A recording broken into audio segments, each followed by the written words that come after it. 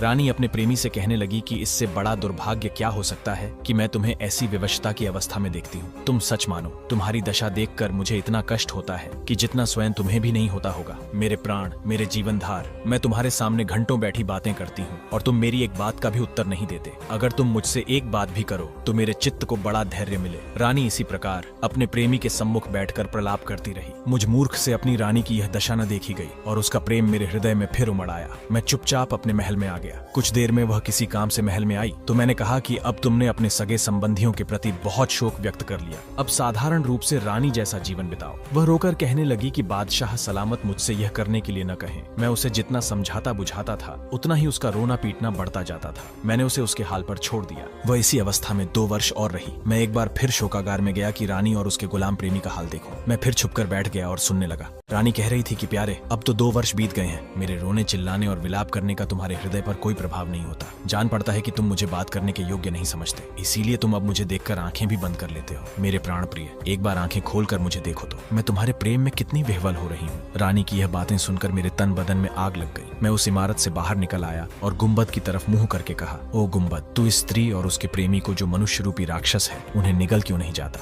मेरी आवाज सुनकर मेरी रानी जो अपने प्रेमी के पास बैठी थी क्रोधांध होकर बाहर निकल आई और मेरे समीप आकर बोली, दुष्ट, तेरे कारण ही मुझे वर्षों से शोक ने जकड़ रखा है। तेरे ही कारण मेरे प्रिय की ऐसी दयनीय दशा हो गई है और वह इतनी लंबी अवधि से घायल पड़ा है। मैंने कहा, हाँ, मैंने ही इस कुकर्मी राक्षस को मारा है। ये इसी योग्य था और तू भी इस योग्य नहीं कि जीवित रहे, क्योंकि तूने मेरी सारी इज्जत मिट्टी में मिला दी है। यह कहकर मैंने तलवार खींच ली कि तभी उसने कुछ ऐसा जादू किया कि मेरा हाथ उठ ही न सका। फिर उसने धीरे धीरे कोई मंत्र पढ़ना आरंभ किया जिसे मैं बिल्कुल न समझ पाया। मंत्र पढ़ने के बाद वह बोली, अब मेरे मंत्र की शक्ति देख। मैं आज्ञा देती हूँ कि तू कमर से ऊपर जीवित मनुष्य रहेगा और कमर से नीचे पत्थर बन जाएगा। मैं आज्ञा देती हूँ कि तू कमर से ऊपर जीवित मनुष्य रहेगा और कमर से नीचे पत्थर बन जाएगा। उसके इतना कहते ही मैं वैसा ही बन गया जैसा उसने कहा था, अर्थात मैं न जीवित लोगों में रहा न मृतकों में। फिर उसने शोकागार से उठवाकर मुझे इस जगह लाकर रख दिया। उसने मेरे नगर को तालाब बना दिया और वहाँ एक भी मनुष्य नहीं रहने दिया। मेरे सभी दरबारी प्रजाजन मेरे प्रति निष्ठा रखते थे। उसने उन सबको अपने जादू से मछलियों में बदल दिया। मैं जिन 4 काले द्वीपों का राजा था उन्हें उस स्त्री ने 4 पहाड़ियां बनाकर तालाब के चारों ओर स्थापित कर दिया है। मेरे देश को उजाड़ कर